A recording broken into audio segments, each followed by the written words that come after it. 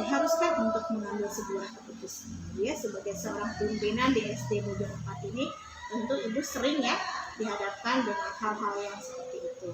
Nah, banyak yang ingin saya pelajari, yang ingin saya tanyakan dari ibu tentang cara ibu mengambil keputusan di sekolah. Yang pertama yaitu Bu, selama ini bagaimana ibu mengidentifikasi kasus-kasus yang merupakan dilema etika ataupun juga moral? Itu bagaimana cara ibu mengidentifikasi?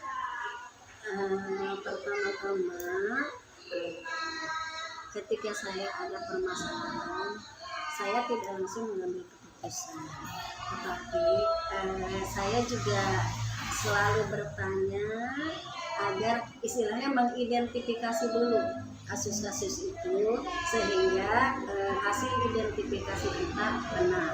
Kemudian kita juga tidak mengambil keputusan langsung, tetapi hasil yang kita ambil juga berdasarkan beberapa narasumber yang perlu dipertanggungjawabkan sehingga keputusan itu tidak merugikan di salah satu pihak dan bisa diterima oleh semua pihak.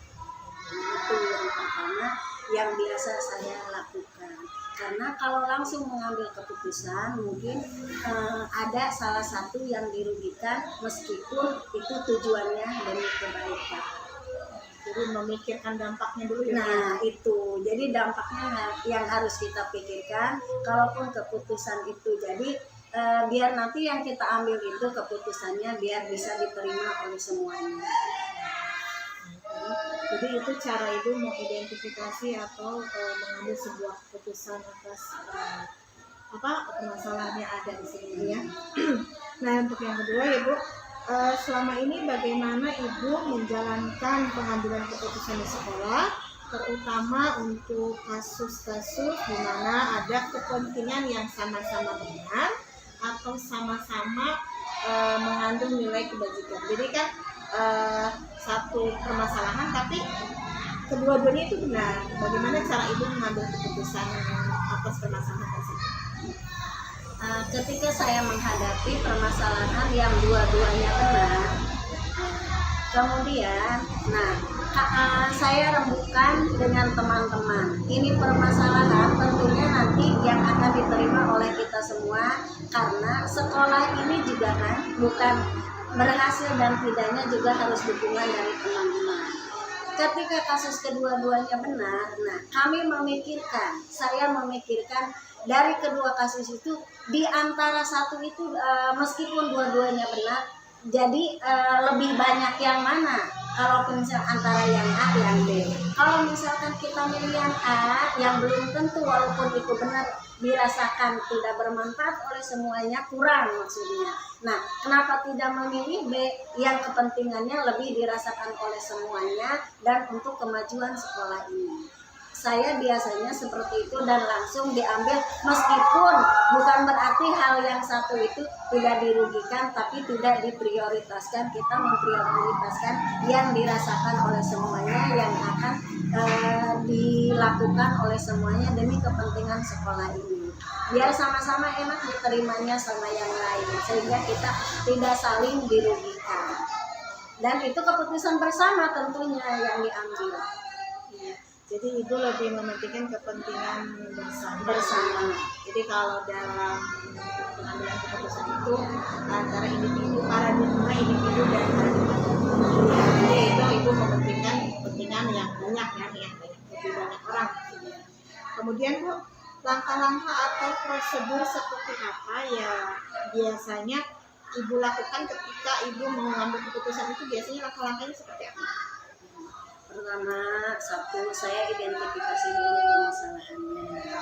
Kedua, itu tadi yang kedua, keuntungan dan kerugian dari permasalahan itu. Kemudian yang ketiga, dampaknya ketika kita mengambil keputusan itu. Nah, oleh karena itu, sebelum kita mengambil keputusan, saya ajak dulu berembuk dengan teman-teman sehingga ketika pilihan kita itu bukan kepilihan saya sendiri, tapi pilihan kita bersama. Nah, mudah-mudahan dengan seperti itu teman-teman di sini ikut menentukan. Jadi itu bukan keputusan saya, tapi keputusan bersama. Meskipun saya ingin yang menentukan, tetapi biar diterima oleh teman-teman di sini. Jadi selalu saya rembukan, selalu saya utarakan dengan terlebih dahulu kita memilih dengan siapa dulu pertamanya kita berbicara. Jadi kita tidak ngambil satu sumber. Jadi ngambil beberapa sumber, kemudian kita baru dirembukan secara bersama serta diuraikan keuntungan dan kelebihannya. Nah, dari keputusan itu sehingga keputusan itu menjadi keputusan yang paling terbaik untuk sekolah di sini buat semuanya demi kemajuan SDM. Jadi ibu mah identifikasi dulu, kemudian mau ngambil keputusan itu dilihat dulu untungnya apa, ruginya apa, dampaknya apa. Jadi keputusannya untuk mengambil keputusan itu nggak mudah dulu. Melalui proses yang itu. Apalagi kita keputusan itu karena di sini kita sekolah, keputusan yang kita ambil keputusan untuk banyak orang, banyak siswa. Jadi untuk kepentingan siswa gitu ya. Kemudian hal-hal apa saja yang selama ini Ibu anggap efektif dalam mengambil keputusan pada kasus-kasus dilema etika? Menurut saya yang dianggap efektif dan bisa diterima itu tadi. Semua teman-teman saya libatkan, semua teman-teman saya tanyakan, diajak berdiskusi sehingga keputusan itu bukan keputusan sendiri tapi keputusan bersama. Hal itulah yang paling mudah sehingga keputusan itu nanti semuanya bertanggung jawab, bukan keputusan pimpinan. Tapi keputusan yang pertama yang tanggung jawabnya adalah yang harus dipertanggungjawabkan oleh pimpinan ketika keputusan itu sudah diputuskan bersama. Berarti lebih mengedepankan musyawarah semua ya. Kemudian Bu, hal-hal apa saja yang selama ini merupakan tantangan dalam pengambilan keputusan kasus-kasus dilema etika? Nah, kalau dilema etika itu kan kalau secara paradigma itu kan ada individu dan kelompok, ada jangka pendek panjang, kemudian ada keadilan dan kesaksian. Nah, sini katanya hal kami tantangan Ibu apa dalam mengambil keputusan ketika dilema etika itu? Nah, tantangannya itu tadi mungkin ya, karena dilema etika itu mungkin keputusannya kita itu memikirkan ke depan. Ada salah satu pihak yang tidak menerima, nah mungkin tapi kita juga harus dengan tegas bahwa itu bukan yang terbaik ke depannya. Jadi anggap itu sebagai apa ya? Sebagai rintangan ya buat kita. Jadi sehingga walaupun kita harus punya ketetapan bahwa meskipun kita ada yang harus dikorbankan sedikit, tapi memikirkan manfaatnya yang buat semuanya. Nah, tantangannya mungkin itu tadi, kita dengan berat hati, kita juga harus tegas bahwa itu adalah keputusan yang salah, meskipun di balik itu saya menentukan bukan berarti saya tidak merasa kasih, tapi justru kita memikirkan ke depannya. Jadi sebetulnya tantangannya itu lebih ke berani mengambil berani mengambil keputusan karena demi yang terbaik, meskipun saat ketika mengambil keputusan itu mungkin ada yang tidak menerima. Jadi gesekan itu yang biaya tantangannya itu ketika ada orang-orang pihak-pihak yang belum menerima keputusan. Jadi itu adalah halangannya itu adalah orang-orang yang atau pihak-pihak yang belum menerima keputusan ya. Kemudian apakah Ibu memiliki sebuah tata cara atau jadwal tertentu dalam sebuah penyelesaian kasus dilema etika? Apakah Ibu langsung menyelesaikan di tempat atau memiliki sebuah jadwal untuk menyelesaikannya? Bentuk atau prosedur seperti apa yang Ibu jalankan? Jadi ketika Ibu menghadapi sebuah dilema etika, Ibu itu dijadwalkan untuk menyelesaikannya atau ketika itu langsung diselesaikan atau bagaimana? Ketika menghadapi dilema etika, kita melihat dulu kasusnya.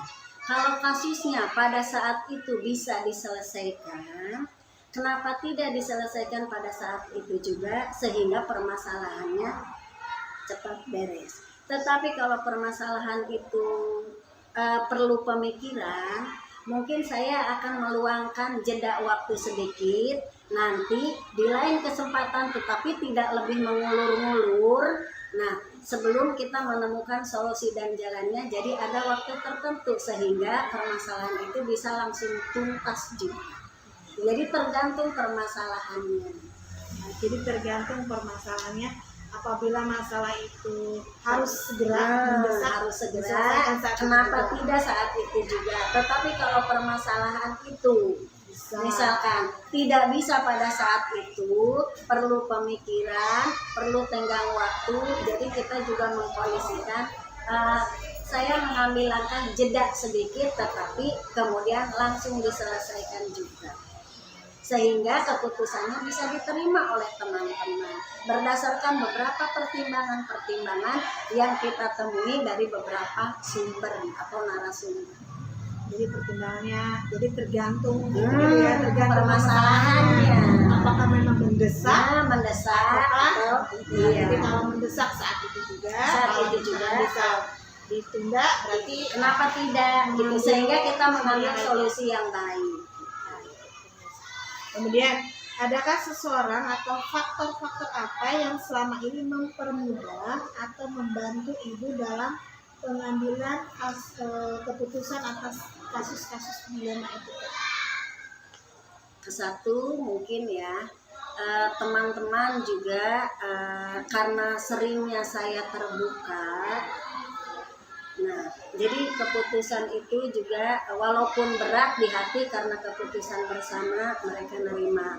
Keduanya, mungkin trik saya itu tadi, saya selalu terbuka permasalahan ini karena sekolah ini tidak bisa diangkat sendiri, sekolah ini harus bekerja bersama-sama. Nah, mungkin itu. Kemudian ketika saya mendapat permasalahan, saya tidak dianggap bahwa permasalahan itu kecil. Semua permasalahan besar kalau tidak diselesaikan segera mungkin akan meledak dan akan nambah lagi permasalahan yang baru. Nah, itu. Jadi ingin cepat-cepat diselesaikan, ingin cepat-cepat dipahami, dan kita mendapatkan solusinya secara bersama-sama. Bahkan solusi itu kita terima semuanya bahwa itu adalah keputusan bersama. Jadi ada faktornya itu tergantung pertama. Jadi faktornya itu keterbukaan ibu dengan tim ya, dengan teamworknya. Jadi itu membantu ibu untuk dapat menyelesaikan masalah. Iya, mudah-mudahan selamanya begitu karena saling terbuka akan mendapatkan masukan yang lebih. Kemudian yang terakhir ibu nih, dari semua hal yang telah disampaikan, pembelajaran apa yang dapat ibu petik dari pengalaman dalam pengambilan keputusan dilema etika? Nah, itu tadi keterbukaan saya dengan teman-teman sehingga tidak ada permasalahan yang disembunyikan. Nah, kedepannya apa yang kita jalani juga lapang karena secara terbuka semuanya juga menerima dengan terbuka, dan itu keputusan kita bersama. Jadi tidak ada yang dirahasiakan karena ini kepentingan bersama dan ini kemajuan bersama. Jadi di hati saya juga lapang, di mereka juga lapang menerima keputusan secara bersama. Jadi keputusannya itu diambil berdasarkan kesepakatan. Nah, kesepakatan, dan selalu saya musyawarahkan bahwa istilahnya tidak ada dusta di antara kami. Jadi intinya ibu tuh orang yang terbuka gitu, ketika mengambil keputusan pun berdasarkan kesepakatan bersama. Jadi tidak saling mencurigai kalau begini. Kita enak bekerjanya juga. Kita enak bekerja, sama-sama tanggung jawab, dan ini juga kepentingan.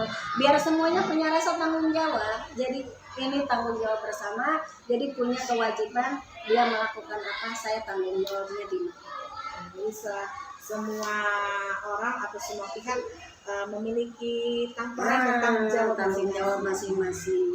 Baik, ibu, mungkin itu pertanyaannya yang ingin saya berbagi dengan saya ya Bu ya. Kalau saya kan belum pengalaman ya, jadi itu yang ingin saya petik, yang ingin saya ambil pelajaran dari kepemimpinan ibu, bagaimana cara ibu mengambil sebuah keputusan. Mungkin wawancaranya atau diskusi kita hari ini cukup sampai di sini ya Bu ya. Terima kasih. Saya juga terima kasih. Jawaban saya memuaskan, mungkin kurang dan lebihnya cara mengambil keputusan saya mungkin saat ini masih seperti itu. Mungkin pada situasi-situasi tertentu mungkin saya juga punya trik tersendiri.